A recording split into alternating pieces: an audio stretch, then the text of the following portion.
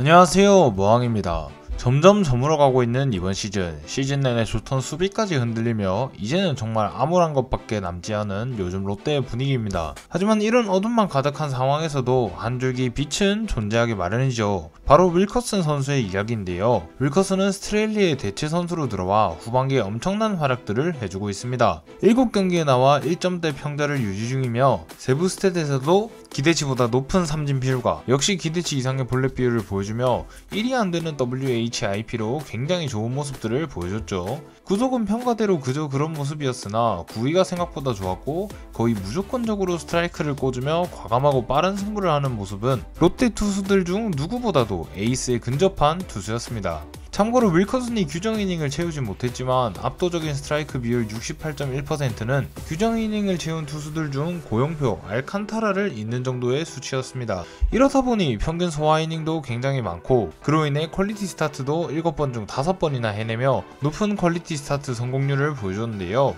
꾸준히 퀄리티 스타트를 해주는 용병 투수, 이게 어찌 보면 당연한 말이지만 이 당연한 것이 없었던 롯데에게 이런 윌커슨의 활약은 달달하게 느껴질 수밖에 없었습니다. 그러면서 8월엔 한 달 동안 리그에서 가장 많은 삼진을 잡아내며 월간 MVP 후보에도 이름을 올리고 있는데요. 데려올 때 우려되던 점이 꽤 많았는데 현재까지는 자신의 장점만이 부각되고 있는 것 같습니다.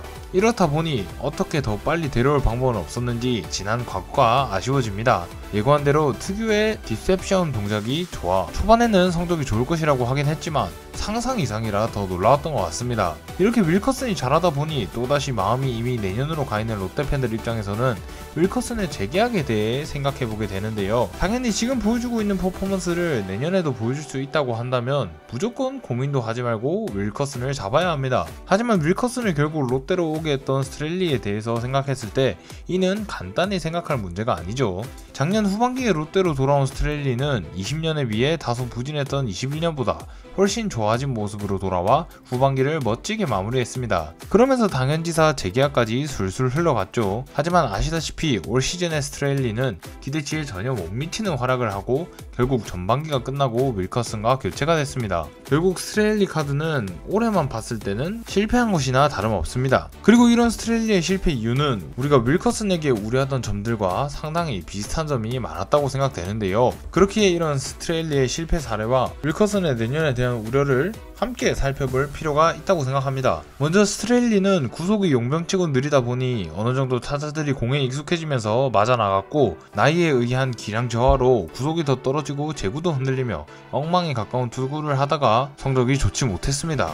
그리고 윌커슨 역시 공이 빠르진 않으며 나이는 스트레일리보다 한 살 적어 에이징 커브를 걱정해야 하는 투수입니다. 그리고 현재의 디셉션 동작에 타자들이 어느정도 적응하기 시작한다면 일본에서처럼 갑자기 성적이 하락할 수도 있을 거란 우려도 되던 투수였죠. 그렇게 어쩌면 윌커슨도 스트레일리처럼 이번 반 시즌 동안 좋은 활약을 했음에도 재계약을 했다가 당장 내년에 큰 화를 부를 가능성도 어느 정도는 있다고 생각됩니다. 그렇기에 윌커슨이 지금 정말 잘해주고 있지만 재계약에 대해서는 조금 더 신중하게 생각할 필요가 있어 보이는데요. 잘 던지고 있는 투수한테 왜 개인세이냐고 하실 수도 있겠지만 작년 스트레일리도 그만큼 좋았는데 이렇게 된 결과가 뻔히 나와 있으니 이 부분은 더욱더 신중해야 한다고 생각합니다. 하지만 저는 아직까진 윌커슨이 못하는 모습이 그려지지 않습니다. 그 이유는 물론 7경기 뿐이긴 하지만 윌커슨은 7경기 동안 투구 내용에 있어서 큰 기복이 없었기 때문입니다. 보통 좋은 투수들이라 하더라도 한 경기 안에도 수많은 기복이 있고 단 2경기 만에 기복이 존재하기도 하는데